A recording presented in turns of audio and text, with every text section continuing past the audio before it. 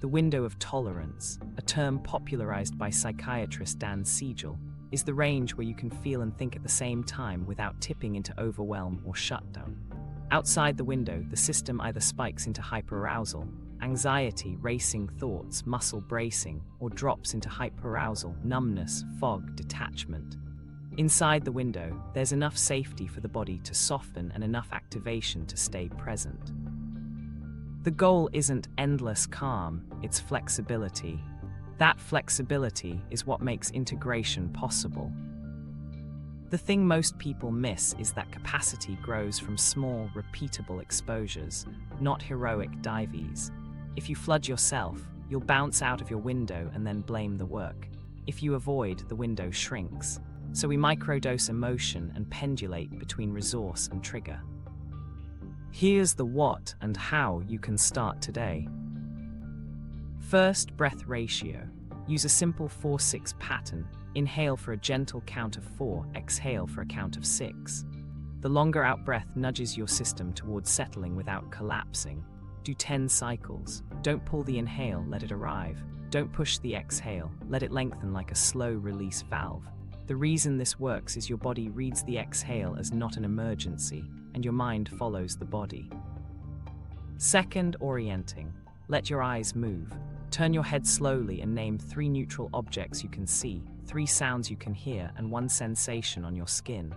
Orientation tells your survival system, we're here now and it's safe enough. Most people meditate with eyes locked and wonder why they feel trapped. Move your eyes, give your nervous system proof of safety. Third, a 5x5 sensory scan. Pick one area, hands, face, feet. Find 5 sensations there. Temperature, pressure, tingling, texture, movement. Spend 1 breath with each. This brings you into the body without going straight into the hot zone. Now microdose emotion. Choose one manageable trigger, a memory, a sentence, a body sensation. Set a timer for 10-30 seconds. Step toward it, feel, name 1 word for it, then step back to a resource, your breath ratio, orienting, or the 5x5 scan. That back and forth is pendulation. It builds tolerance like reps in the gym.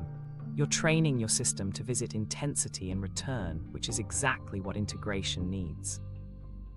A tiny example. You remember a tense meeting. You feel heat in your chest. You stay with it for 20 seconds, label it anger, and notice its edges.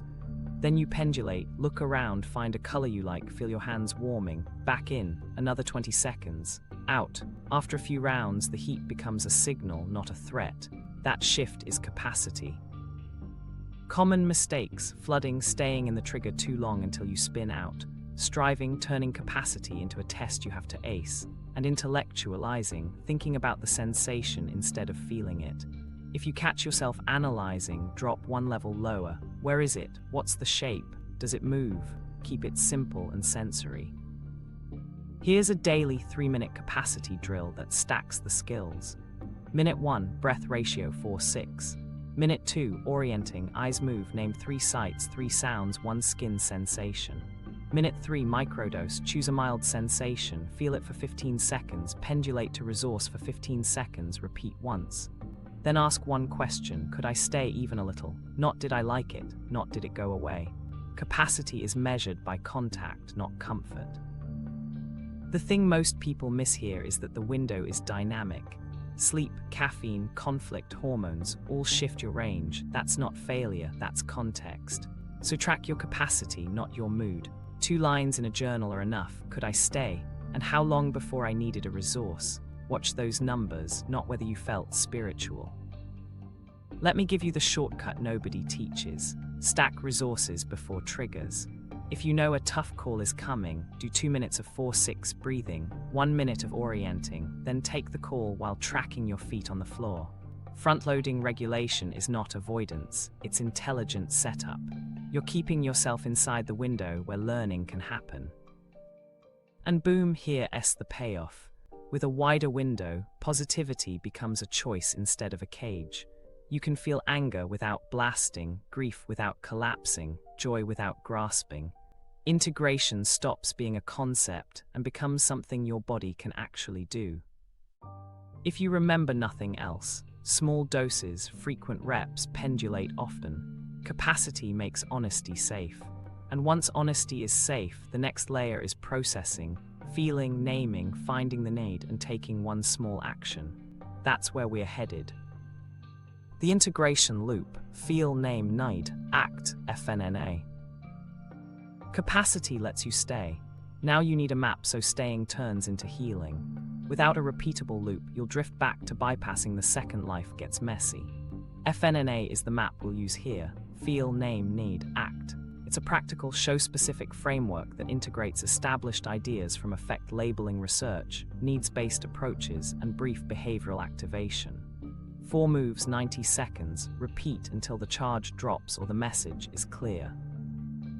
Let me walk you through it and show exactly how to apply it in real moments. Feel: this is contact, not commentary.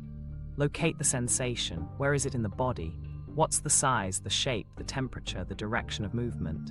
Give yourself 10 to 20 seconds of simple notice. If it helps, use micro prompts: heavier or lighter, still or pulsing, edges or diffuse. The thing most people miss is they think feeling means drowning. Feeling here means precise attention, short window, no fixing. You're letting the body speak in its first language: sensation. Name: now put a clean label on the emotion and the context. 1 word for the emotion: sad, mad, scared, ashamed, lonely, and 1 short phrase for the aboutness. Sadness about rejection, anger about being dismissed, fear about money. Keep it ordinary. Don't inflate it with theory or collapse it into vagueness. Naming is the nervous system's translator. It links limbic heat to prefrontal clarity so you can work with it. If you remember nothing else about this step, label reduces chaos. Need: every emotion is a signal pointing to a need. Ask: given this feeling in this context, what would help right now? Keep your answers in a small menu: safety, validation, boundary, repair, rest. Safety might mean orienting or stepping away. Validation might mean hearing: it makes sense you feel this.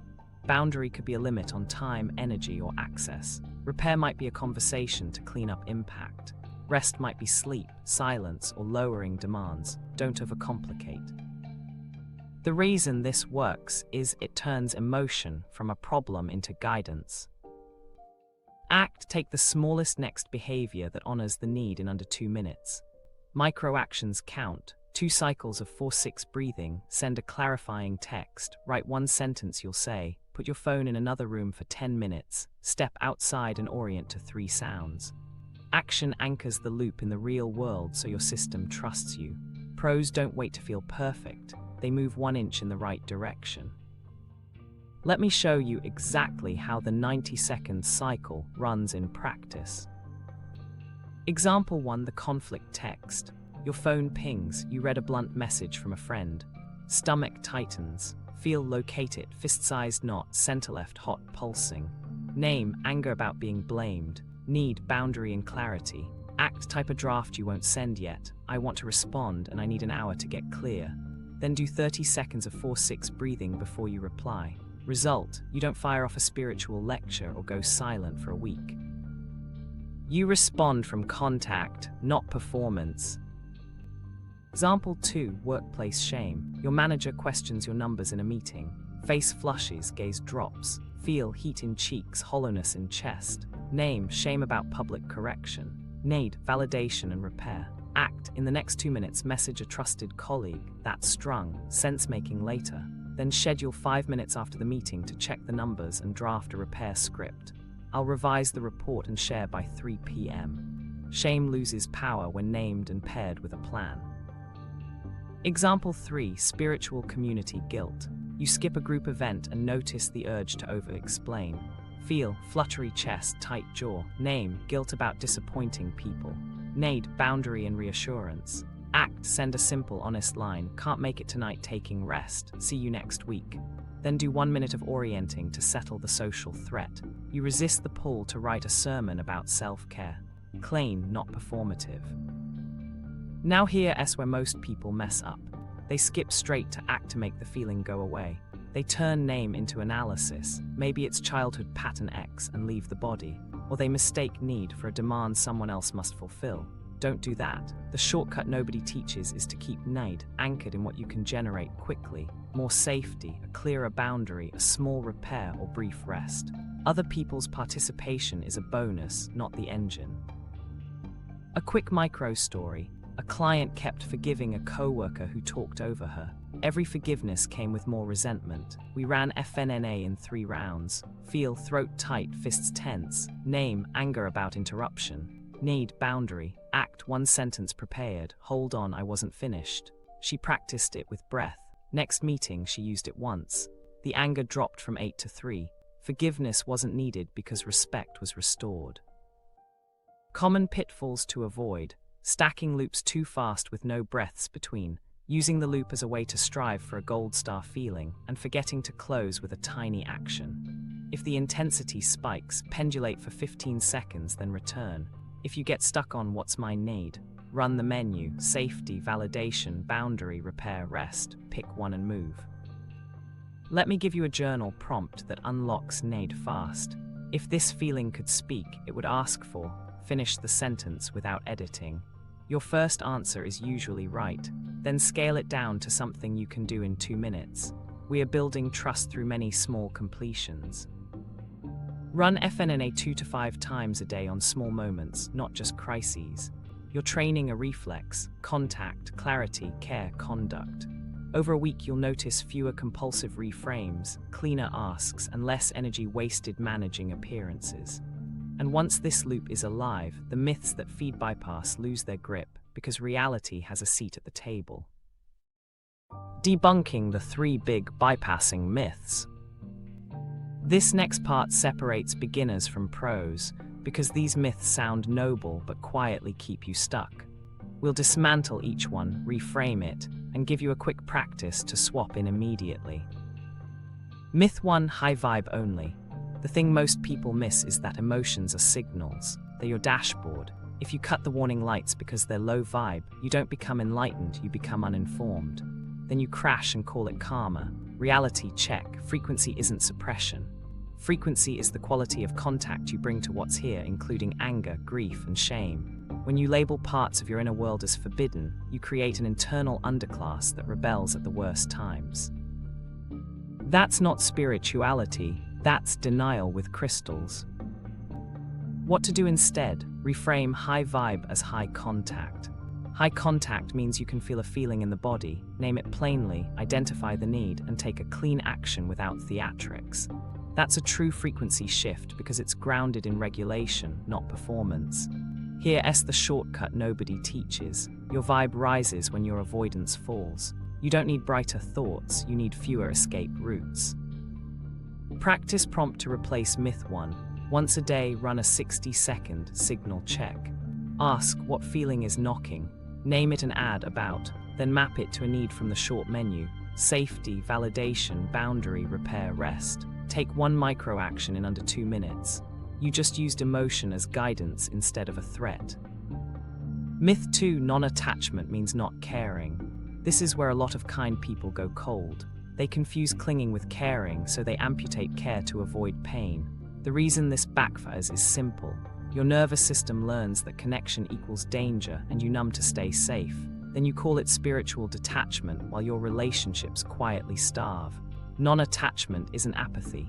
It's contact without gripping and presence without fleeing.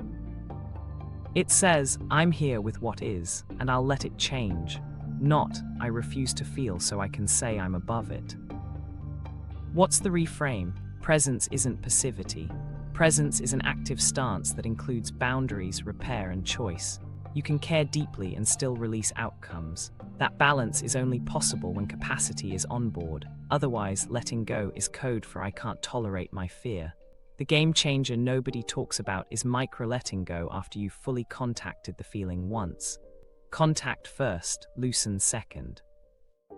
Practice prompt to replace myth 2. Try care without grip for 5 breaths. Bring to mind someone or something you care about. Feel the warmth or ache for 2 breaths. Then soften your shoulders and say, I'm here and this can evolve.